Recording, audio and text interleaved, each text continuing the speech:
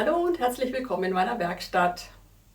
Mein Webstuhl ist wieder bereit für ein neues Bild, aber bevor ich mit was Neuem anfange, wollte ich euch was zeigen. Ich habe von ein paar Leuten wieder Fotos gekriegt von ihren ersten Versuchen mit dieser Beidermann-Technik.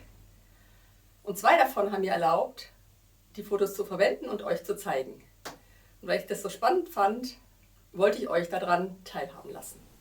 Wir fangen an mit Helga. Die hat gleich am Anfang in die Vollen gestartet. Sie hat mit Farbe begonnen und gleich einen Kreis, was wirklich schwierig ist. Das Einzige, was ich ihr empfohlen habe, war, das Lila ein bisschen dicker zu machen, dass es besser abdeckt, dieser Hintergrund. Aber sonst schon mal echt gut. Und ihr werdet euch wundern, was jetzt kommt. Das ist die Rückseite von einem Bild, das sie gemacht hat. Und ist das nicht klasse?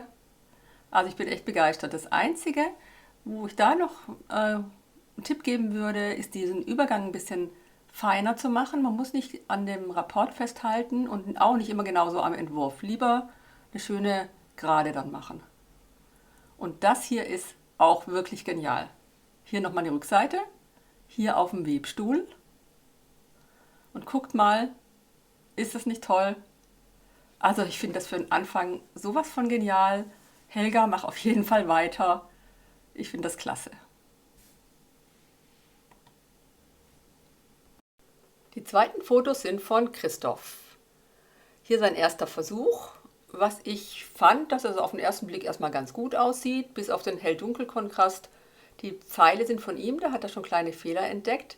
Aber mir ist was anderes aufgefallen, nämlich, dass die Bindung nicht stimmt. Der Hintergrund sieht falsch aus irgendwie und auch an den hellen Stellen sind das Zweiergruppen von Kettfäden statt Dreiergruppen. Wie man hier sieht. Wir haben dann darüber geredet und er hat festgestellt, ja, sein Einzug war falsch. Er hat dann das geändert und dann sieht es so aus. Sehr viel besser. Der Hintergrund ist jetzt richtig, die dunklen Fäden decken ab.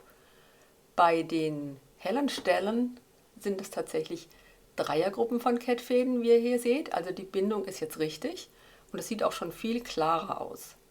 Sein nächstes Bild ist das und ich finde das richtig toll. Es sind kleine Flächen, wirklich schwierig zu weben, aber ich finde es toll, die einzelnen Farben kommen gut raus, das Motiv ist gut zu erkennen und das ist wirklich, gefällt mir einfach richtig gut. Bei diesem Mondrian war er, glaube ich, weniger begeistert als ich. Ich fand es wirklich toll, die Abdeckung, die Gleichmäßigkeit von den Farben und so.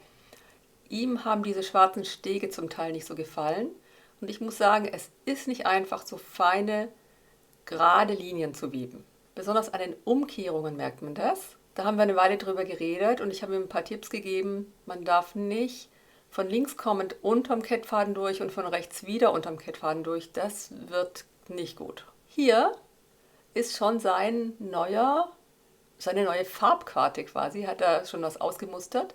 Und wir können gespannt sein, was da noch von ihm kommt. Er ist sehr fleißig, wir schreiben viel hin und her und ich freue mich schon auf sein neues Bild.